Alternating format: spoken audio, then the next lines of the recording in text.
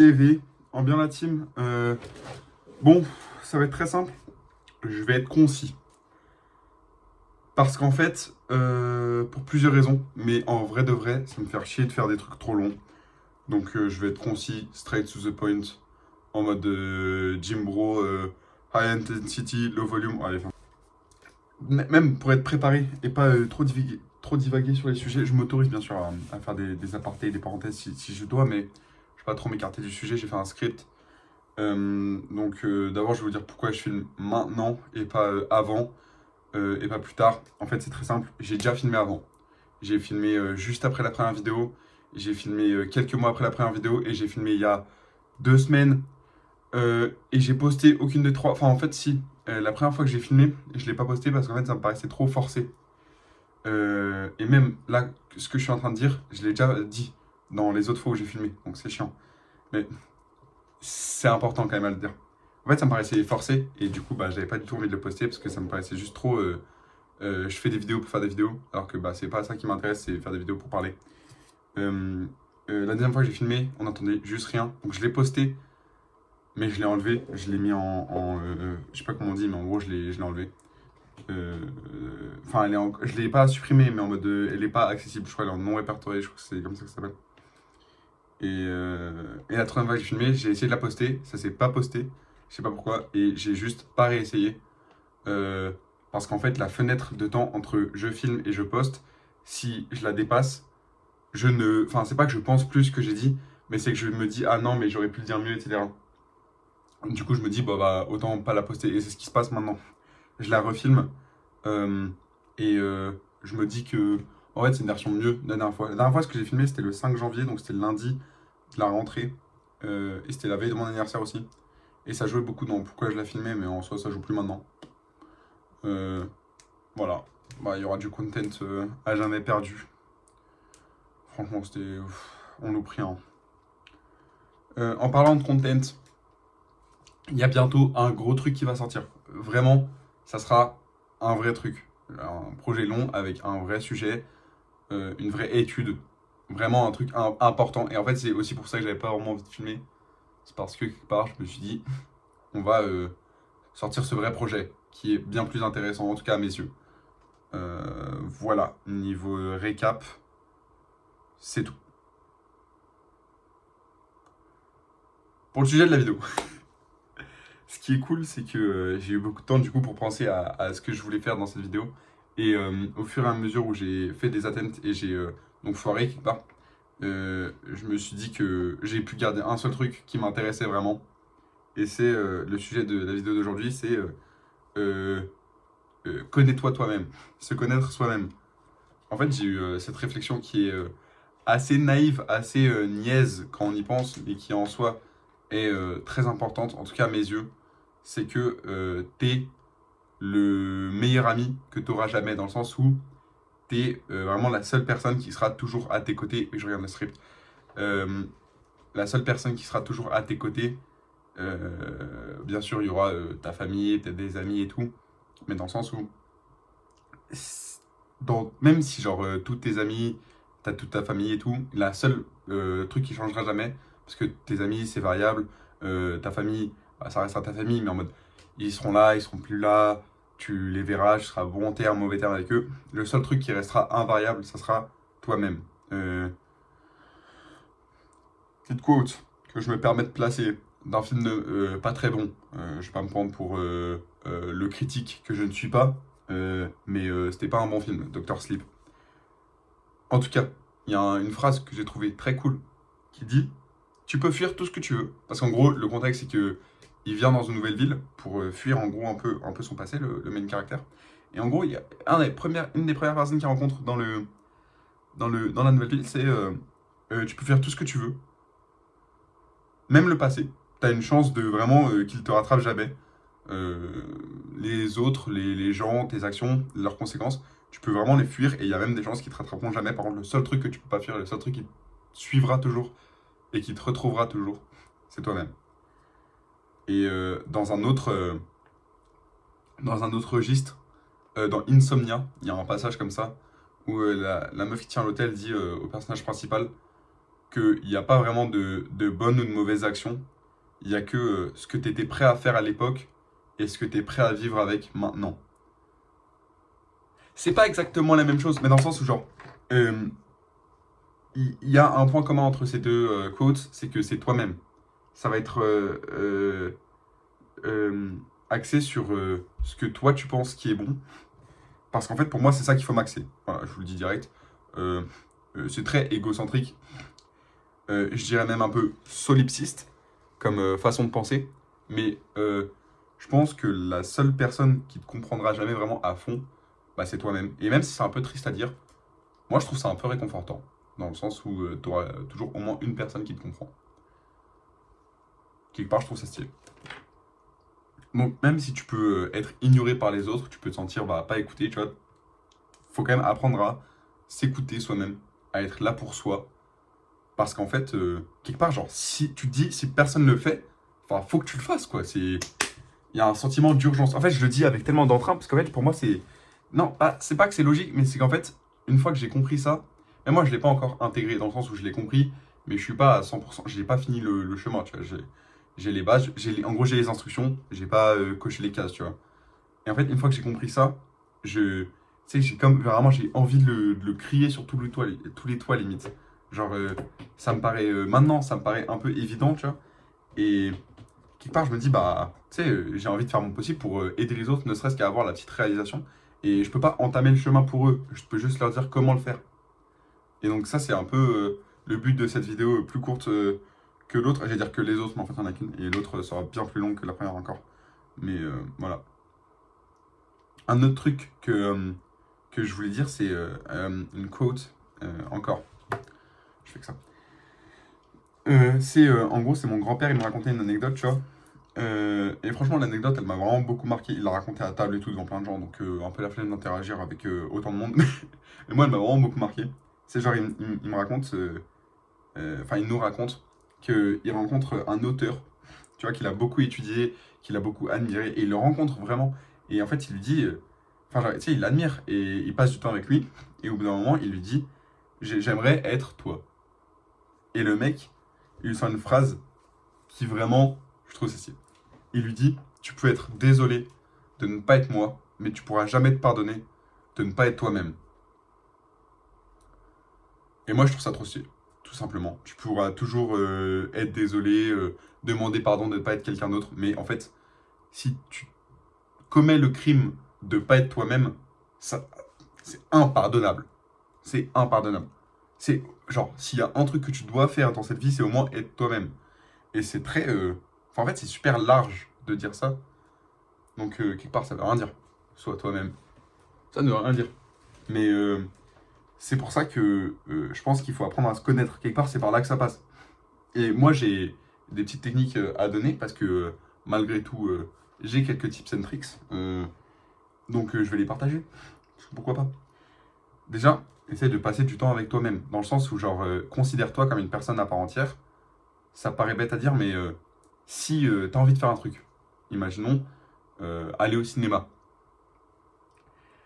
Un réflexe que tu pourrais avoir, c'est appeler tes potes, dire ouais, ah vous êtes pas chaud, on va voir ce film, moi j'ai vu ce film qui va sortir au cinéma, venez on va le voir et tout. Tu peux, enfin en soi c'est pas interdit, hein, c'est même plutôt cool d'aller au cinéma avec ses potes. Et une fois qu'ils disent tous oui ou tous non, en fait ils disent tous oui, tu vas avec eux, mais une fois qu'ils disent tous non, te dis pas ah non bah trop chiant, bah vas-y j'irai pas le voir, j'attendrai qu'il sorte ou je redécale, tu vois. Je dis non, mais en fait mercredi c'était génial pour moi d'aller au cinéma, c'est vraiment l'horaire parfait, ils peuvent pas, bah j'y vais tout seul. À part s'il y en a un qui dit non, attends, moi je veux trop aller le voir avec toi. Enfin, en fait, vas-y tout seul parce que toi tu voulais aller au cinéma.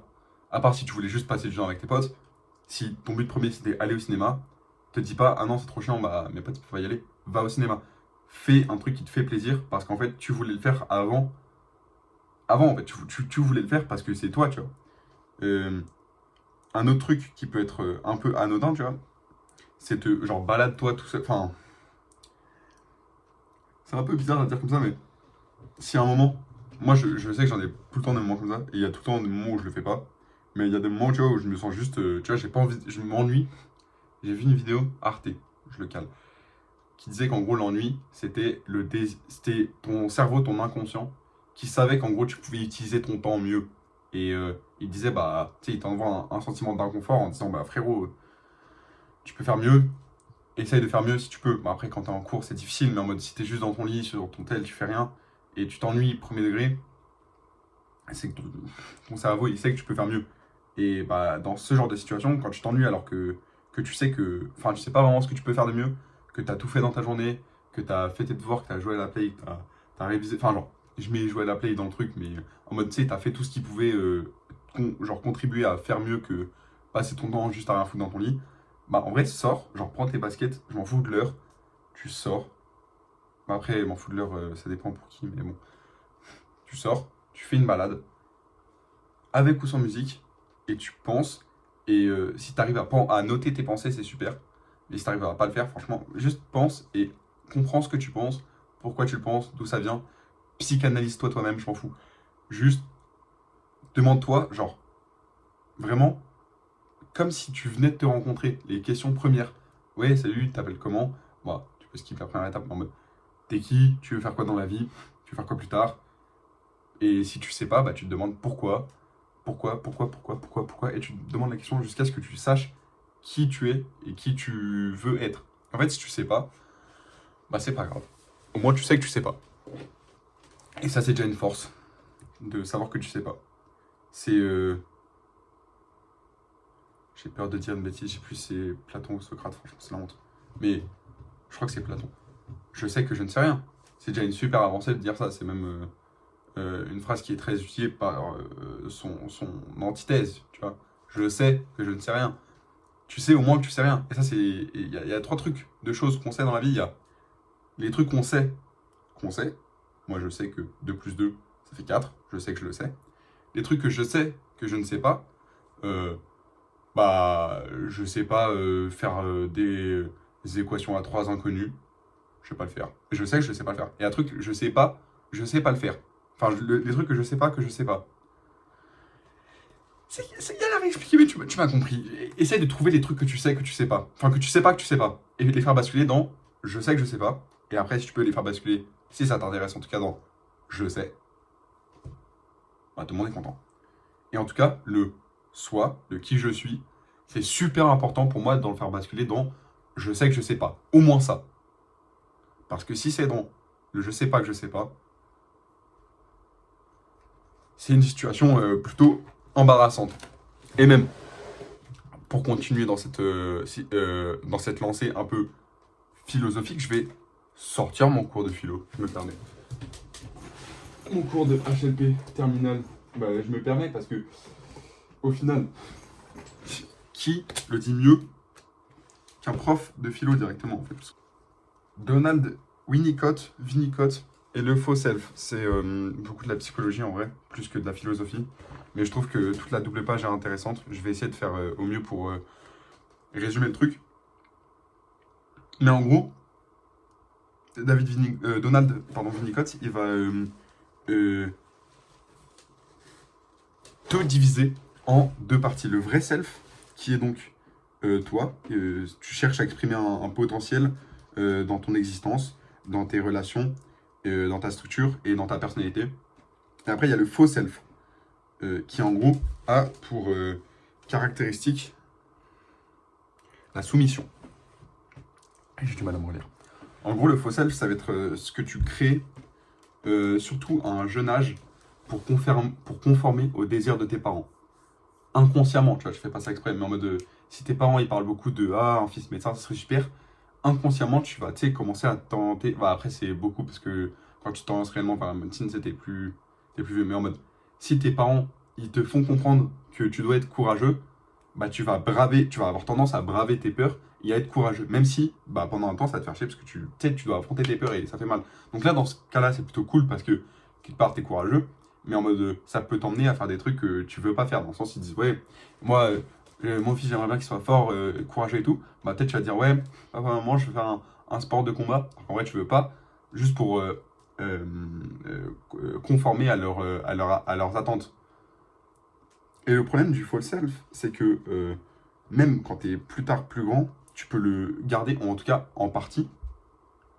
Ce qui fait que tu auras un désir inconscient plus ou moins fort en tout cas un minimum, même chez les personnes qui s'en foutent le plus, tu auras toujours un minimum envie de conformer aux attentes de quelque chose.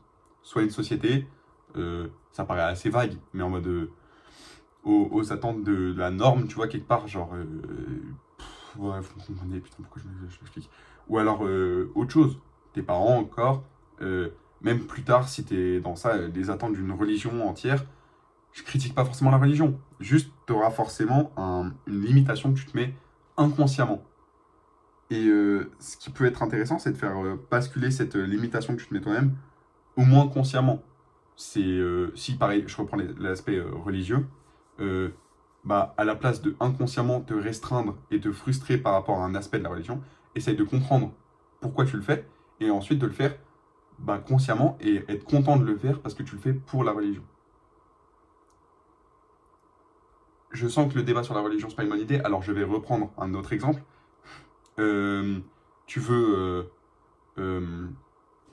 bah, plaire à tes parents, on va reprendre cet exemple, et du coup, à la place de inconsciemment travailler dur sur tes devoirs, alors qu'en fait, tu sais pas trop, te mettre une énorme pression là-dessus, te dire, bon bah, en fait, les devoirs, c'est important, je vais le faire pour avoir un bon avenir pour moi, et du coup, tu le fais pour toi. Et quelque part, tu le fais basculer ça, du coup, dans le vrai self. Là, je vais relire une petite partie du cours, excusez-moi si je bégaye, parce que j'ai du mal à me relire. Ah oui, je vais juste parler en gros de la sensibilité. Dans le cours, en tout cas, c'est tout ce qui est nos émotions, donc la joie, la peur, la colère et tout. Le... Ah voilà. Donc nos sensations, donc, donc les cinq sens, donc l'odorat, toucher, vue, ouïe, goût, nos sentiments qui sont plus profonds justement que les émotions. Les émotions, ça va être donc la peur, la colère, la tristesse, la joie, etc. Et en gros, les sentiments, c'est ce qui va découler de ces émotions si on ne les contrôle pas. Par exemple, la colère, ça va mener à la haine, la joie à l'admiration, le désir à l'amour. Voilà, donc pour reprendre ce que je disais, exprimer notre sensibilité, ça va permettre de nous libérer d'une charge d'énergie liée à nos affects. Cette charge d'énergie non dite pourrait menacer notre équilibre psychique. Donc ça va être par rapport au faux self. Si tu te frustres toi-même à te réduire, bah, ça va déséquilibrer ta psyché. Et en gros, exprimer ça par la sensibilité, ça va te permettre de rééquilibrer. Et donc, moi, ce que j'entends par exprimer notre sensibilité, ça va être d'abord apprendre à se connaître. C'est quoi notre sensibilité avant de pouvoir l'exprimer. Deuxièmement, exprimer sa sensibilité permet à mieux comprendre et clarifier notre réflexion. Justement, c'est ce que je disais. Donc, exprimer notre sensibilité, soit tu apprends ta sensibilité et puis tu l'exprimes, soit tu l'exprimes un peu brouillon et après tu apprends à la comprendre et à l'apprendre, du coup. Parce que par là, ce que je dis, c'est comprendre soi-même. Troisièmement, c'est aussi être compris et reconnu par les autres. Important dans les cas de violence. Voilà, ça c'est assez explicite, mais évidemment, l'étape d'après, une fois que tu t'es compris, c'est être compris par les autres. Mais ce que je voulais dire tout à l'heure, c'était en fait, quand il n'y a pas les autres, il n'y a que toi. Et une fois que tu es là, tu as moins. Enfin, je dis pas que tu n'as plus besoin des autres, mais en fait, c'est que il y a un vide qui s'est comblé. Et généralement, ça, le problème des personnes qui cherchent de l'attention, c'est qu'ils s'en donnent pas eux-mêmes assez, en tout cas. Voilà. Et dernièrement, exprimer sa sensibilité, c'est retenir une certaine maîtrise sur ce que nous éprouvons. Voilà, je pense qu'on est plutôt bon là-dessus. Ouais, donc pour revenir sur le faux self et le vide que j'ai exprimé tout à l'heure, cela peut créer un sentiment de vide, donc un trop de faux self par exemple. Cela peut créer un sentiment de vide, et c'est normal de se construire un faux self, car nous sommes des êtres de culture. Le problème surgit lorsque le faux self envahit toute notre personnalité, obligeant à nier ses émotions et à ne plus rien ressentir d'authentique.